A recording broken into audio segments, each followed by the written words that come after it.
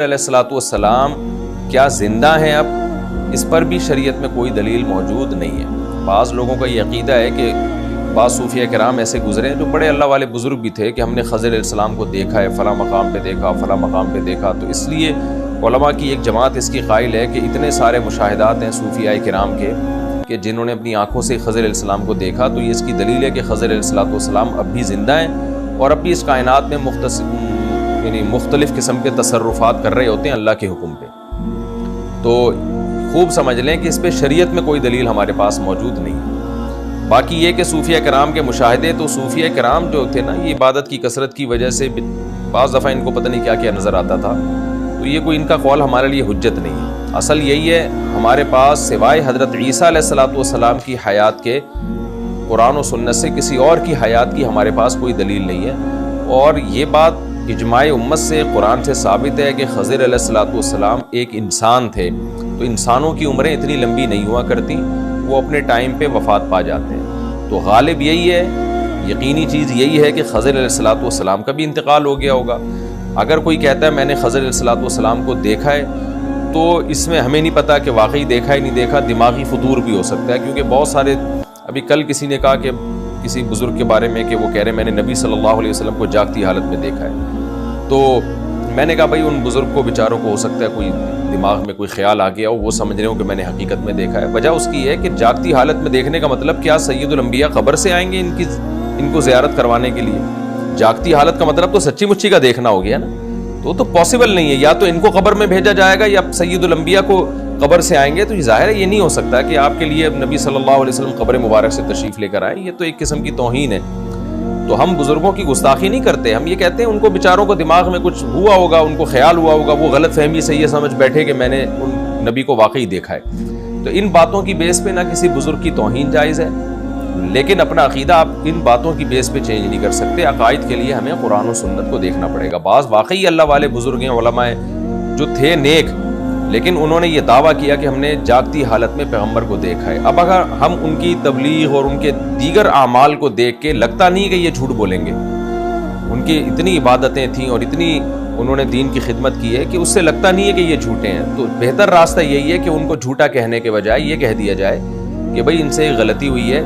انہوں نے ذکر اللہ کی کثرت کی وجہ سے یا درود شریف کی کثرت کی وجہ سے ایک دماغ میں ان کے ایک مضبوط خیال آ گیا کہ نبی صلی اللہ علیہ وسلم کی مجلس میں آپ کے سامنے بیٹھا ہوں، اس خیال کو یہ سمجھ بیٹھے کہ میں حقیقت میں بیٹھا ہوں۔ تو ہو جاتا ہے انسان میں بعض دفعہ اس کو خیالات آ جاتے ہیں، اچھے اچھے نیک لوگوں کو بھی آ جاتے ہیں خیالات، تو ہم یہ نہیں کہتے کہ ان کو فوراً فتویٰ لگا دیا جائے کہ وہ گمراہ تھے یا وہ جھوٹ بول رہے ہیں۔ بھائی وہ اسی کو صحیح سمجھ رہے تھے، لیکن ایک دماغ کا ایک فطور کہہ سکتے ہیں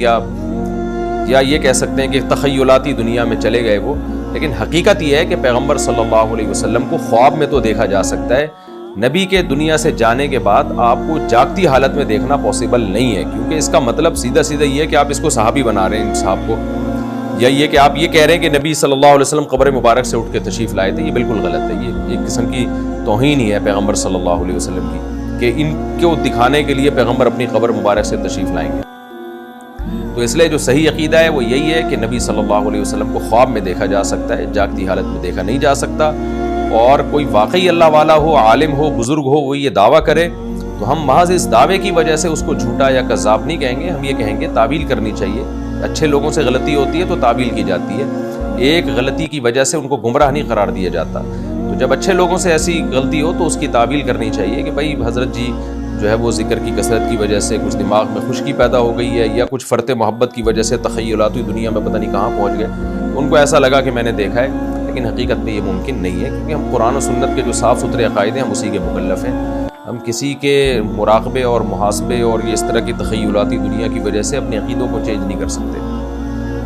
تو یہ بات بھی خوب سمجھ لیں۔ تو اسی طرح خضر علیہ الصلوۃ والسلام کے بارے میں جو کہا جاتا ہے کہ فلاں بزرگ نے ان کو فلاں جگہ دیکھا، تو ہم ان بزرگوں کی توہین نہیں کر سکتے، وہ بہت سے ایسے اللہ والے بزرگ ہیں، آپ ان کی تصنیفیں دیکھیں، ان کی کتابیں دیکھیں، ان کی دین کی خدمتیں دیکھیں، تو لگتا ہے کہ یہ اللہ والے لوگ تھے، تو یہ جھوٹا دعویٰ نہیں کر سکتے۔ تو جب وہ دعویٰ کر رہے ہیں کہ ہم نے خضر علیہ السلام کو دیکھا ہے، تو ہم ان کے دعوے کی وجہ سے ایک یقینی چیز کا انکار بھی نہیں کریں گے۔ یقینی چیز کیا ہے کہ بھائی کسی انسان کی زندگی اتنی لمبی نہیں ہوتی، تو ہم اس کا انکار نہیں کر سکتے کسی کے دعوے کی وجہ سے۔ ہم یہی کہیں گے کہ خضر علیہ السلام بھی دوسرے انسانوں کی طرح دنیا سے چلے گئے ہیں، لیکن ہم ان بزرگ کی توہین کو بھی جائز نہیں سمجھتے۔ ہم کہیں گے ان حضرت کو خیال ہوگا اور کوئی تخیلات دنیا میں پہنچ گئے ہوں گے، کوئی ذکر کی کثرت کی وجہ سے ان کو لگا ہوگا کہ میں خضر علیہ السلام کو دیکھ رہا ہوں۔ تو ہو جاتا ہے انسان بعض دفعہ بیٹھے بیٹھے ایسی چیزیں اس کو نظر آ رہی ہوتی ہیں جو ہوتی نہیں ہے، اس کا اپنا ایک تخیل ہوتا ہے دماغ کا، تو ایسا ہو سکتا ہے۔ لیکن جو اس کی بیس پہ یہ یقین کر دینا کہ ہم نے باقی خضر علیہ السلام زندہ ہیں، تو یہ بات بہت مشکل ہے۔ اور اس میں حضرت عیسیٰ علیہ السلام کو جو اللہ نے ایک فضیلت دی ہے نا، میں سمجھتا ہوں وہ بھی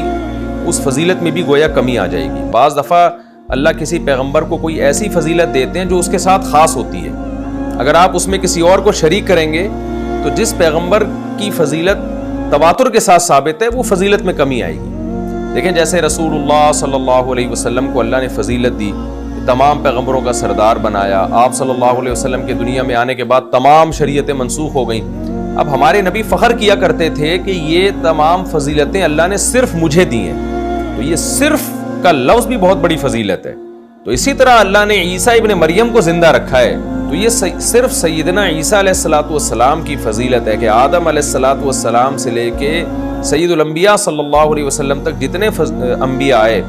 تو اللہ نے ان میں زندگی کے اعتبار سے جو سب سے لمبی حیات دی ہے اور قرب قیامت کے لیے جس پیغمبر کی سلیکشن کی ہے وہ عیسیٰ ابن مریم علیہ السلام ہے۔ تو اس فضیلت میں حضرت عیسیٰ کے ساتھ کسی کو شریک کرنا وہ اس میں گویا عیسیٰ علیہ السلام کی فضیلت میں کمی کرنے کے مترادف ہے۔ اس لیے میں یہ سمجھتا ہوں کہ خضر علیہ السلام کی حیات کے بارے میں جو بعض حضرات کا قول ہے وہ دلیل کے لحاظ سے کمزور ہے، اور عیسیٰ علیہ السلام کی فضیلت کو بھی ایک لحاظ سے کم کرنے کے مترادف ہے۔ تو جو فضیلت جس کے ساتھ خاص ہے اسی کے ساتھ اس کو خاص رکھنا چاہیے، اور وہ حضرت عیسیٰ علیہ السلام